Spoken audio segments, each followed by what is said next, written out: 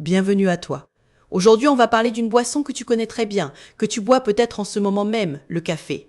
On l'adore pour démarrer la journée, pour tenir au travail, pour partager une pause avec les collègues ou les amis. Mais derrière cette tasse toute simple se cache une vraie question de santé. Est-ce que le café est vraiment ton allié au quotidien ou est-ce qu'il peut devenir ton ennemi silencieux? Dans cette vidéo, je vais t'expliquer ce que le café fait vraiment dans ton corps, en quoi il peut te rendre service, mais aussi comment il peut te fatiguer en profondeur sans que tu t'en rendes compte. Et surtout, je te montrerai qu'il existe des alternatives beaucoup plus malines pour garder l'énergie sans abîmer ta santé. Reste bien avec moi, tu risques de voir ta tasse du matin d'un tout autre œil. On va commencer par une image très simple. Imagine que ton corps est une machine, ou même une voiture. Pour avancer, cette voiture a besoin de carburant. Pour toi, il y a deux grands carburants essentiels. Le premier, c'est le sommeil, c'est pendant la nuit que ton corps se répare, se nettoie, recharge ses batteries. Le second, c'est l'alimentation. Ce que tu manges dans la journée t'apporte l'énergie et les nutriments dont tu as besoin. Et puis, il y a ce fameux petit plus, le café qui joue un peu le rôle de pédale d'accélérateur. Quand le réveil est difficile, que tu as la sensation que le moteur tourne au ralenti, tu appuies sur cet accélérateur. Tu bois un café et tu as l'impression que tout se remet en route plus vite. La vraie question, c'est de savoir si c'est une bonne idée de garder le pied collé sur cette pédale du matin au soir. Voyons maintenant la question qui fâche un peu. Est-ce que c'est dangereux de boire du café tous les jours, pendant des années, voire toute une vie? Beaucoup de personnes prennent automatiquement une première tasse au réveil, une autre en milieu de matinée, parfois encore une après le déjeuner, et cela devient presque un réflexe inconscient. On parle rarement de cette habitude comme d'un vrai sujet de santé parce que le café est socialement très accepté. Pourtant, ce geste répété jour après jour a un impact sur ton cœur, sur ton cerveau, sur ton niveau de stress et sur ton sommeil. Dans la suite, on va décortiquer ensemble ce que cette petite boisson fait vraiment à l'intérieur de toi, sans diaboliser le café, mais sans le mettre sur un piédestal non plus. Pour comprendre, il faut déjà voir comment le café agit dans ton corps. Quand tu bois une tasse, la caféine passe assez vite dans le sang et va stimuler ton système nerveux. Ton cerveau se réveille. Tu te sens plus alerte, plus concentré, comme si la lumière passait d'un mode tamisé à un mode plein phare. Dans le même temps, ton cœur se met souvent à battre un peu plus vite. Parfois tu le sens palpiter, parfois non, mais l'effet est bien là. Tu ressens alors ce fameux petit coup de boost, cette énergie quasi immédiate qui te donne l'impression de démarrer franchement ta journée. La molécule au cœur de tout cela s'appelle la caféine. Dans le thé, on parle de théine, mais ce sont des molécules cousines qui agissent globalement de la même façon sur ton système nerveux. Passons maintenant à un point très important. Le café n'est pas le grand méchant de l'histoire. Il a aussi de vrais atouts quand il est consommé en quantité raisonnable. Il apporte des composés antioxydants qui aident ton corps à se défendre contre les agressions de la vie moderne, comme la pollution, certains médicaments pris souvent, ou encore les rayons du soleil qui abîment les cellules. Plusieurs études ont montré qu'une consommation modérée de café pouvait réduire le risque de développer un diabète de type 2, en aidant ton organisme à mieux gérer la glycémie. D'autres travaux suggèrent aussi une certaine protection contre des maladies dégénératives comme Parkinson ou Alzheimer. Donc oui, à bonne dose, le café peut être intéressant pour ta santé. Le problème arrive surtout quand la dose et la fréquence s'emballent. On va justement remettre les choses à leur place. Le café ne te transforme pas en super-héroïne. Il ne rend pas ton corps plus fort, il ne crée pas de nouvelle énergie. Ce qu'il fait, c'est surtout masquer les signaux de fatigue. Normalement, quand tu es fatigué, ton corps te le dit, tu bâilles, tu manques de concentration, tu as besoin de lever le pied. Quand tu prends un café, ces signaux deviennent discrets, presque muets. Tu as l'impression que tout va bien, alors que ton organisme, lui, continue de subir la fatigue. En clair, le café coupe le son du voyant rouge sur ton tableau de bord, mais il ne répare pas le moteur. Et si tu t'appuies trop souvent sur cette solution rapide, tu finis par ne plus entendre ton corps te demander du repos. Voyons maintenant la question de la dépendance. On entend souvent des phrases comme « je ne peux pas parler, tant que je n'ai pas bu mon café » ou « sans café, je ne suis plus moi ». Des recherches montrent qu'une partie de la population ressent de vrais symptômes de sevrage quand elle arrête brutalement le café, avec maux de tête, fatigue intense et irritabilité. Beaucoup de buveurs réguliers tournent à 2, 3, voire davantage de tasses par jour, parfois sans même s'en rendre compte. Selon une spécialiste du café, il est un peu exagéré de parler d'addiction, au sens où le circuit de la récompense dans le cerveau n'est pas stimulé comme avec des drogues dures, la nicotine ou le sucre. Mais il existe un phénomène très fort que l'on appelle psychosocial. On croit que le café est indispensable pour avoir de l'énergie, et rien que cette croyance suffit souvent à créer la sensation de coup de fouet. Et quand on regarde ce que les Français sont prêts à faire pour leur café, on se rend compte que le lien est puissant. Une étude menée il y a quelques années a montré que beaucoup de personnes préféraient renoncer à d'autres petits plaisirs plutôt qu'à leur dose de café quotidienne.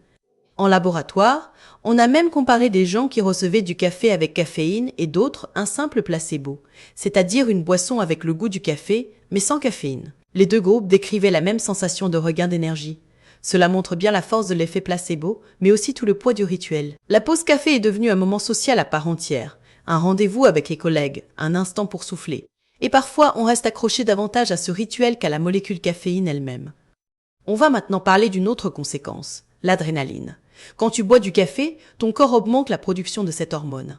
L'adrénaline, c'est ce qui te met en mode alerte, prête à réagir vite, comme lorsque tu as une frayeur soudaine ou que tu es sur le point de sauter à l'élastique. Sous son effet, tu te sens plus excitée, un peu nerveuse, ton cœur s'accélère. Cette sensation peut être agréable ponctuellement, c'est même ce que recherchent les amateurs de sports extrêmes. Mais quand tu répètes cela tous les jours avec plusieurs cafés, tu maintiens ton organisme dans un état de tension permanente. Tu es comme en mode urgence alors que tu es simplement assise devant ton ordinateur, ce qui finit par épuiser ton système nerveux. Avec le temps, un phénomène d'accoutumance se met en place. Au début, un seul café te donne vraiment la pêche. Tu sens bien la différence. Après quelques mois, cette même tasse semble moins efficace et tu te surprends à en prendre une deuxième, puis une troisième pour retrouver la même sensation. Après un an ou davantage, certaines personnes peuvent boire un café noir tard le soir, vers 22 heures, et réussir malgré tout à s'endormir une demi-heure plus tard sans remarquer d'effet. Ce n'est pas que le café ne fait plus rien, c'est que le corps s'est adapté et a élevé son seuil de tolérance. En apparence, tout va bien, mais en coulisses, l'organisme reste surstimulé et ne profite plus de vrais temps de récupération. À ce stade, le corps commence à dysfonctionner. Le premier domaine touché, c'est le sommeil. On s'endort parfois plus difficilement, la nuit est moins réparatrice, on se réveille fatigué et on compte encore plus sur le café le lendemain matin. Le café a aussi un effet diurétique. Il te fait uriner davantage, ce qui favorise la déshydratation si tu ne bois pas assez d'eau à côté. La concentration en souffre, l'esprit devient plus confus. On a du mal à rester focalisé longtemps sur une tâche. L'excitation resserre un peu l'estomac, ce qui peut couper l'appétit ou perturber la digestion. Si on reprend notre image de voiture, le moteur tourne en sur-régime. Il fait beaucoup de bruit, mais il s'use plus vite. On comprend alors comment se met en place un vrai cercle vicieux. Le matin, le réveil est de plus en plus difficile. Tu as l'impression de sortir d'une nuit trop courte même si tu as passé suffisamment d'heures au lit. Du coup, tu te jettes sur un premier café pour décoller un peu. Sans cette tasse, tu as la sensation de ne pas pouvoir démarrer ta journée. Ensuite, la journée au travail te paraît plus lourde. Tu te sens facilement dépassé. Alors tu en reprends un autre pour tenir. À la fin de la journée, tu es épuisé, ton corps tourne au ralenti, mais au lieu de t'accorder du vrai repos, tu repars dans le même schéma le lendemain. Plus tu avances dans ce cycle, plus il devient difficile d'en sortir, parce que tu as l'impression que le café est à la fois le problème et la solution. Heureusement, il existe une autre voie. L'idée n'est pas de tout interdire du jour au lendemain, mais de remplacer intelligemment. Plutôt que de supprimer brutalement le café, tu peux commencer à alterner avec du thé. La théine est un peu moins puissante que la caféine. Un thé noir peut t'accompagner le matin, un thé vert l'après-midi, et un thé blanc si tu veux quelque chose de très doux. Tu peux aussi tester la chicorée, cette boisson traditionnelle qui rappelle un peu le goût du café et que l'on retrouve beaucoup dans le nord de la France.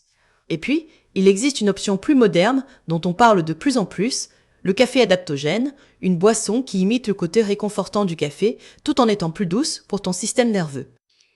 Zoomons un instant sur la chicorée. Historiquement, cette racine était utilisée comme remplacement du café pendant les périodes de restriction, notamment durant l'occupation. Dans certaines régions, notamment dans le nord, elle fait presque partie du patrimoine familial, avec des bols de chicorée servis au petit déjeuner. Le problème, c'est que les versions industrielles que l'on trouve aujourd'hui sont souvent très transformées. Pour se rapprocher du goût du café, on y ajoute divers additifs, arômes, sucres ou agents de texture. Sur le long terme, ce n'est pas forcément l'idéal pour ta santé, surtout si tu cherches justement à alléger la charge que ton corps doit supporter. La chicorée peut dépanner pour une transition, mais ce n'est pas forcément la meilleure solution à garder comme boisson principale tous les jours. Parlons maintenant de cette fameuse alternative plus innovante, le café adaptogène. L'idée est de garder le côté rituel et réconfortant de la boisson chaude tout en remplaçant une partie de la caféine par des plantes particulières que l'on appelle adaptogènes. On y trouve par exemple le champignon lion man, utilisé pour soutenir la concentration et la clarté mentale de façon naturelle. On ajoute souvent du cordyceps, un autre champignon connu pour apporter une énergie plus stable tout au long de la journée, sans pic brutal ni chute violente. Enfin, des extraits de chaga peuvent t'aider à réguler l'humeur et le stress, en soutenant en douceur ton système nerveux. Le but n'est plus de te surstimuler, mais d'aider ton corps à mieux s'adapter au stress du quotidien. Les retours sur ce type de boisson sont assez impressionnants. De nombreuses personnes disent avoir nettement réduit leur consommation de café classique, certaines allant même jusqu'à l'arrêter complètement. Une grande majorité ressent davantage d'énergie dans la journée, mais une énergie plus posée, sans montagne russe. L'intérêt majeur est qu'un café adaptogène contient en général plusieurs fois moins de caféine qu'un café traditionnel. Tu gardes la sensation de petits coups de pouce, mais sans palpitation, sans angoisse et sans ce besoin urgent de reprendre une tasse dès que l'effet retombe. Beaucoup de recettes misent aussi sur un goût gourmand, avec des notes de chocolat torréfié et de noisettes, tout en gardant une petite pointe d'amertume qui rappelle le café. Cela permet de rassurer ton palais tout en apaisant ton système nerveux. Alors, à ce stade, peut-être que tu te demandes s'il faut dire adieu au café. Ma réponse est non. Il est interdit d'interdire, surtout avec l'alimentation. Ton cerveau supporte très mal les interdits absolus. Si tu te dis que le café est fini pour toujours, tu risques d'en avoir encore plus envie. Le vrai sujet, c'est la dose et la place que cette boisson prend dans ta vie. Le café, comme beaucoup d'aliments, peut avoir un intérêt réel si la quantité reste raisonnable. Une petite tasse de temps en temps, ou même 2 petites tasses certaines journées, ne pose généralement pas de problème chez une personne en bonne santé. Il y a aussi une grande part d'individualité. Certaines personnes supportent très mal les excitants, d'autres les tolèrent mieux. L'idée est de trouver ton juste équilibre, pas de suivre une règle rigide. Pour y voir plus clair, regarde plusieurs éléments de ta propre vie. D'abord, ta tolérance personnelle. Est-ce que le café te donne des palpitations, te rend anxieuse, te coupe le sommeil, ou au contraire tu le vis plutôt bien? Ensuite, observe ton mode de consommation. Bois-tu ton café très sucré, ce qui ajoute une charge de sucre non négligeable? Est-ce que tu en prends encore en fin d'après-midi ou en soirée, alors que ton corps aurait besoin de ralentir? Demande-toi aussi si tu te sens vraiment libre par rapport à cette boisson. Est-ce que tu peux facilement passer une journée sans café, ou est-ce que rien qu'à l'idée tu te sens stressé? Toutes ces questions aident à définir si ta relation au café est sereine ou si elle commence à devenir un peu envahissante. Il reste un point dont on parle rarement, la déshydratation. Le café, tout comme le thé pris en excès, est diurétique. Cela signifie qu'il augmente la production d'urine et que tu élimines davantage d'eau. Si tu ne compenses pas en buvant suffisamment d'eau plate, ton corps se déshydrate peu à peu. Les signes peuvent être des migraines plus fréquentes. Une sensation de fatigue paradoxale, alors que tu bois du café pour te réveiller, ou encore une inflammation qui s'installe plus facilement. Un repère simple est la couleur de tes urines. Quand elles sont complètement transparentes, tu bois peut-être un peu trop. Quand elles deviennent plus foncées que la couleur d'un jus de pomme, c'est plutôt le signe que tu manques d'eau. L'objectif est un joli jaune paille, signe d'une hydratation équilibrée. On arrive au moment de faire le point. Le café peut être un allié quand il est consommé avec mesure. Il apporte des antioxydants. Il peut participer à la prévention de certaines maladies métaboliques ou dégénératives. Et il fait partie de ces petits plaisirs qui rendent la vie plus douce. Mais en excès, il peut favoriser la dépendance, augmenter le stress, perturber le sommeil et la digestion, et contribuer à la déshydratation. Les alternatives, comme le thé ou les cafés adaptogènes, peuvent t'aider à garder le rituel sans abîmer ton énergie sur le long terme. La vraie règle d'or, c'est que tout se joue dans le dosage et dans la fréquence. Écoute ton corps, observe tes réactions et ajuste ta consommation en fonction de toi. Si ce contenu t'a aidé à y voir plus clair, pense à mettre un like, à t'abonner pour ne rien manquer des prochaines vidéos et à me dire en commentaire combien de café tu bois par jour et quel changement tu as envie de tester en premier. Merci d'avoir regardé jusqu'au bout, prends soin de toi et à très bientôt, salut!